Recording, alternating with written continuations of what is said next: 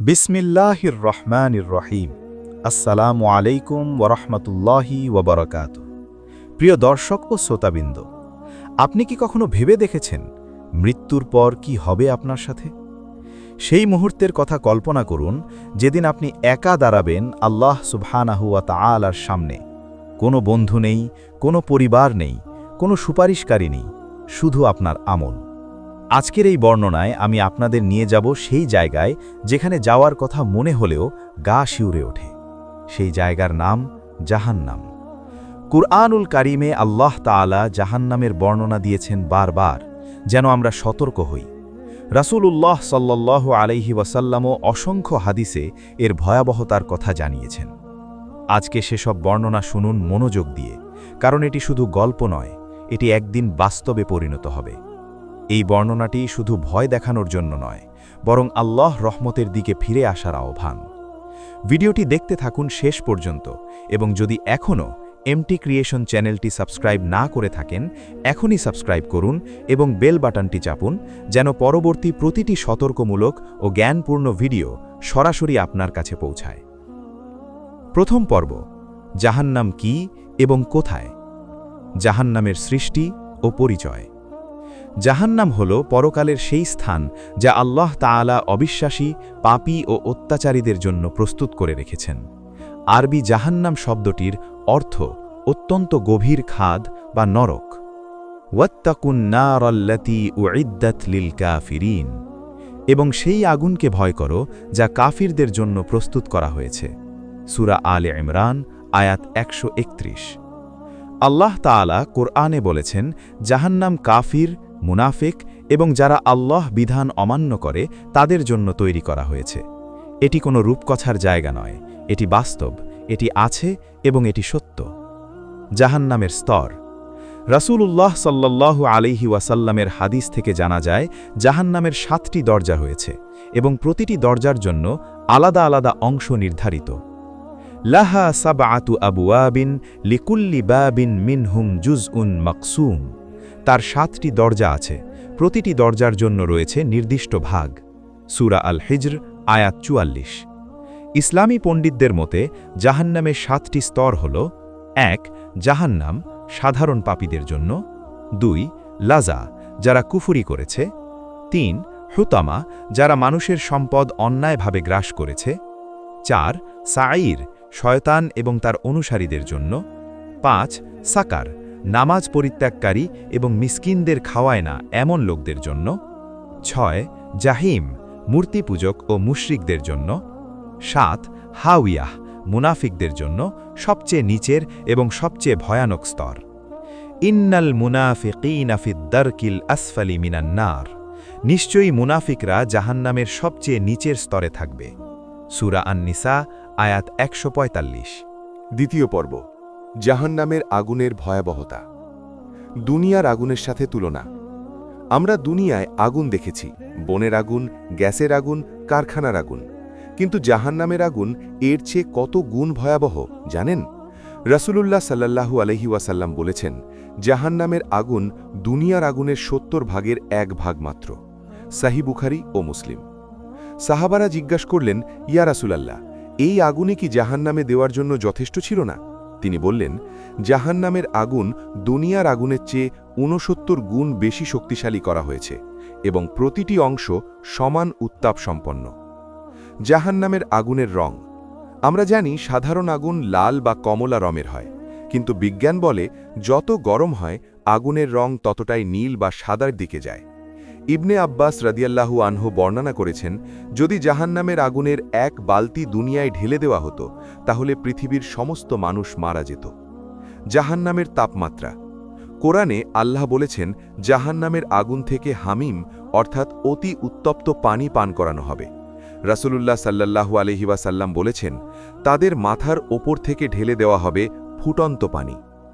সূরা আল হাজ আয়াত 19। এই পানি যখন পেটে যাবে তখন ভেতরের সবকিছু কেটে বেরিয়ে যাবে। ইয়াশবিল বুজুহা বিসাশ শারাব ওয়াসাআত মুরতাফাকা, তা মুখমণ্ডল ঝলসে দেবে। কতই না নিকৃষ্ট পানীয় এবং কতই না মন্দ আশ্রয়। সূরা আল কাহাফ আয়াত 29। চতুর্থ পর্ব, খাদ্য ও পানীয়র শাস্তি। জাক্কুম গাছ জাহান্নামের খাদ্য। জাহান্নামে ক্ষুধায় কাতর হয়ে পড়লে দেওয়া হবে জাক্কুম গাছের ফল, যা সবচেয়ে বিষাক্ত ও ঘৃণ্য খাবার। ইন্না শাজারাতা জাক্কুমি তোআমুল আফিমি কাল মুহলি ইয়াগলি ফিল বুতুন। নিশ্চয়ই জাক্কুম গাছ পাপীদের খাদ্য, তা পেটের মধ্যে গলিত ধাতুর মতো ফুটতে থাকবে। সূরা আদ-দুখান আয়াত 43-45। রাসূলুল্লাহ সাল্লাল্লাহু আলাইহি ওয়াসাল্লাম বলেছেন, যদি জাক্কুম গাছের একটি ফোঁটা দুনিয়ার সাগরে পড়ত, তাহলে পুরো দুনিয়ার খাদ্য ও পানীয় তিক্ত হয়ে যেত। লাউ আন্না কতরাতান মিনাজ জাক্কুমি কুতিরাত ফিদ দুনিয়া লা আফসাদাত আলা আহলিদ দুনিয়া মা আইশাহুম। সহিহ তিরমিজি হাদিস নং 2585। গারিন কাঁটাযুক্ত গাছ। জাক্কুম ছাড়াও কোরআনে আরেকটি গাছের কথা এসেছে, গারিন বা ঘারিন, যার কাঁটা গলায় আটকে যাবে কিন্তু নামবে না। লাইসা লাহুম তোআমুন ইল্লা মিন দরিইন লা ইউসমিনু ওয়ালা ইউগনি মিন জুইন। তাদের কোনো খাদ্য নেই কাঁটাযুক্ত গাছ ছাড়া, যা না পুষ্টি দেবে না ক্ষুধা মেটাবে। সূরা আল গাশিয়া আয়াত 6-7। হামিম ফুটন্ত পানি।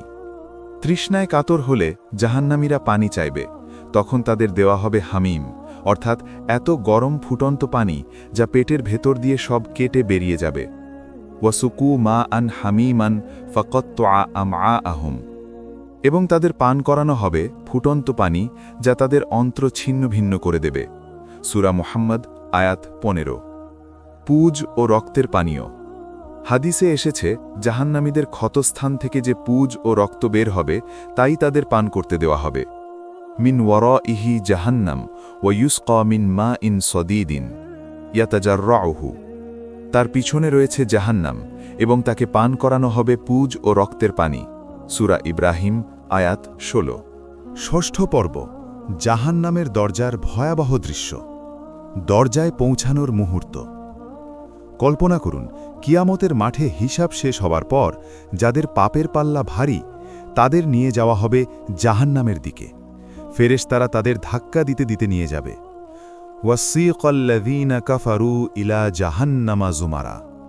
যারা কুফরি করেছে তাদের দলে দলে জাহান্নামের দিকে হাঁকিয়ে নেওয়া হবে। সূরা আজ-জুমার আয়াত ৭১। যখন তারা দরজার কাছে পৌঁছাবে তখন দরজা খুলবে।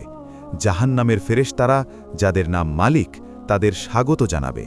তারা বলবে, তোমাদের নবীরা কি তোমাদের এই দিনের ব্যাপারে সতর্ক করেনি? তারা বলবে, হ্যাঁ করেছিল, কিন্তু আমরা মানিনি। আলম ইয়াতিকুম নযীর ক্বালু বালা কদ জাআনা নযীরুম ফাকাযযাবনা।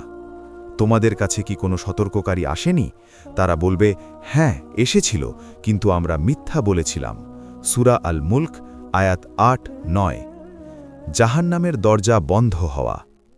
একবার জাহান্নামে প্রবেশ করলে দরজা বন্ধ হয়ে যাবে, আর সেই দরজা চিরকালের জন্য আটকে যাবে। ইন্নাহা আলাইহিম মুসাদাহ ফি আমাদিম মুমাদ্দাদাহ। এটা তাদের উপর বন্ধ করে দেওয়া হবে বিস্তৃত স্তম্ভসমূহে। সূরা আল হুমাজাহ আয়াত ৮-৯। সপ্তম পর্ব জাহান্নামীদের চিৎকার ও আর্তনাদ। রব্বানা আখরিজনা, আমাদের বের করুন। জাহান্নামে থাকতে থাকতে তারা চিৎকার করে বলবে, রব্বানা আখরিজনা মিনহা ফা ইন উদনা ফা ইন্না যালিমুন। হে আমাদের রব, আমাদের এখান থেকে বের করো, যদি আমরা আবার পাপ করি তবে আমরাই জালিম। সূরা আল মুকমিনুন আয়াত ১০৭। আল্লাহ উত্তর দেবেন, ইখসাউ ফিহা ওয়ালা তুকাল্লিমুনি। ধিক্কারে পড়ে থাকো এখানে এবং আমার সাথে কথা বলো না। সূরা আল মুকমিনুন আয়াত ১০৮। মৃত্যু চাইবে, তারা মৃত্যু চাইবে, মৃত্যু দিয়ে হলেও এই কষ্ট থেকে মুক্তি পেতে চাইবে, কিন্তু মৃত্যু আসবে না। ওয়ানাদাউ ইয়া মালিকু লিয়াকদি আলাইনা রব্বুক। তারা ডাকবে, হে মালিক, তোমার রব যেন আমাদের মেরে ফেলেন। সূরা আজ-জুখরুফ আয়াত ৭৭। মালিক ফেরেশতা তাদের বলবেন, ক্বালা ইন্নাকুম মাকিসুন। সে বলবে, তোমরা এখানেই থাকবে। সূরা আজ-জুখরুফ আয়াত ৭৭। হাদিসে এসেছে, তখন মৃত্যুকে ভেড়ার আকারে এনে জান্নাত ও জাহান্নামের মাঝখানে জবাই করে দেওয়া হবে। তারপর বলা হবে, হে জান্নাতবাসী, তোমরা চিরকাল থাকবে। হে জাহান্নামবাসী, তোমরাও চিরকাল থাকবে, মৃত্যু আর নেই। সহি বুখারী ও মুসলিম। অষ্টম পর্ব, মুনাফিকদের শাস্তি সবচেয়ে ভয়ানক। মুনাফিকরা কারা? মুনাফিক সেই ব্যক্তি যে মুখে ইসলাম দাবি করে কিন্তু অন্তরে কুফরি লুকিয়ে রাখে, যে মানুষকে ধোঁকা দেয়, মিথ্যা বলে, আমানতের খেয়ানত করে, চুক্তি ভঙ্গ করে। ইন্নাল মুনাফিকিনা ফিদ্দারকিল আসফালি মিনান নার। নিশ্চয়ই মুনাফিকরা জাহান্নামের সবচেয়ে নিচের স্তরে থাকবে। সূরা আন-নিসা আয়াত ১৪৫। কিয়ামতের দিন মুনাফিকের পরিণতি। কিয়ামতের দিন মুমিনদের সামনে একটি নূর থাকবে, আলো, যা তাদের পথ দেখাবে পুল সিরাত পার হতে। মুনাফিকরাও সেই আলো দেখে মুমিনদের সাথে যেতে চাইবে, কিন্তু তাদের ও মুমিনদের মাঝে একটি দেওয়াল তৈরি হবে। ফাদুরিবা বাইনাহুম বিসুরিল্লাহু বাবুন বাতিনুহু ফীহির রাহমা ওয়া গাহিরুহু মিন কিবালিহিল আযাব। তাদের মাঝে একটি প্রাচীর স্থাপন করা হবে, যার ভিতরে রহমত এবং বাইরে শাস্তি। সূরা আল হাদিদ আয়াত ১৩। নবম পর্ব, কাফিরদের পরিণতি। কিয়ামতে কাফিরের হিসাব। যারা আল্লাহকে অস্বীকার করেছে, ইসলামকে মিথ্যা বলেছে, নবীদের অপমান করেছে, তাদের শাস্তি সবচেয়ে কঠিন। ইন্নাল্লাযীনা কাফারু লাউ আন্না লাহুম মা ফিল আরদি জামিআন ওয়া মিথলাহু মাআহু লিয়াফতাদু বিহি মিন আযাবি ইয়াউমিল কিয়ামাহ। যারা কুফরি করেছে, তারা কিয়ামতের শাস্তি থেকে বাঁচতে সমস্ত পৃথিবী এবং তার সমান সম্পদ মুক্তিপণ হিসাবে দিতে চাইলেও তা গ্রহণ করা হবে না। সূরা আল মাইদা আয়াত ৩৬। কাফিরের দৈহিক আকার বৃদ্ধি। রসূলুল্লাহ সাল্লাল্লাহু আলাইহি ওয়াসাল্লাম বলেছেন, কাফিরের দাঁত উহুদ পাহাড়ের সমান হবে, তার চামড়ার পুরুত্ব হবে ৩ দিনের পথ, এবং তার দেহের আকার জাহান্নামের উপযোগী করে বড় করা হবে, যাতে শাস্তি পুরোপুরি অনুভব করতে পারে।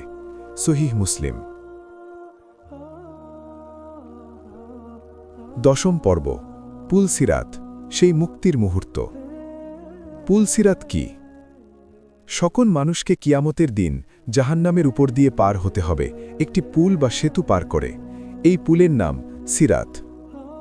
রাসূলুল্লাহ সাল্লাল্লাহু আলাইহি ওয়াসাল্লাম বলেছেন, এই পুল চুলের চেয়ে সরু এবং তলোয়ারের চেয়ে ধারালো। কেউ বিদ্যুতের মতো পার হবে, কেউ ঘোড়ার মতো, কেউ পথ চলতির মতো, কেউ হামাগুড়ি দিয়ে, আর কিছু মানুষ পড়ে যাবে জাহান্নামের গভীরে। সহিহ মুসলিম। যে যত বেশি নামাজ পড়েছে, রোজা রেখেছে, সৎ আমল করেছে, সে তত দ্রুত পার হবে, আর যে পাপে ডুবেছিল সে পার হতে পারবে না।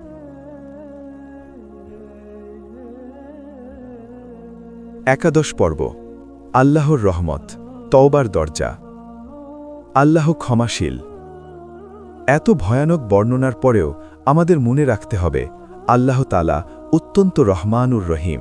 তিনি বলেছেন, কুল ইয়া ইবাদিয়াল্লাযীনা আসরাফু আলা আনফুসিহিম লা তাকনাতু মিন রাহমাতিল্লাহ ইন্নাল্লাহা ইয়াগফিরুয যুনুবা জামিআ। বলো, হে আমার বান্দারা, যারা নিজেদের উপর অত্যাচার করেছ, আল্লাহর রহমত থেকে নিরাশ হইও না, নিশ্চয়ই আল্লাহ সমস্ত গুনাহ ক্ষমা করেন। সূরা আজ-জুমার আয়াত ৫৩। রাসূলুল্লাহ সাল্লাল্লাহু আলাইহি ওয়াসাল্লাম বলেছেন, ইন্নাল্লাহা ইয়াবসুতু ইয়াদাহু বিল-লাইলি লিয়াতুবা মুসিউন নাহারি ওয়া ইয়াবসুতু ইয়াদাহু বিন-নাহারি লিয়াতুবা মুসিউল লাইলি।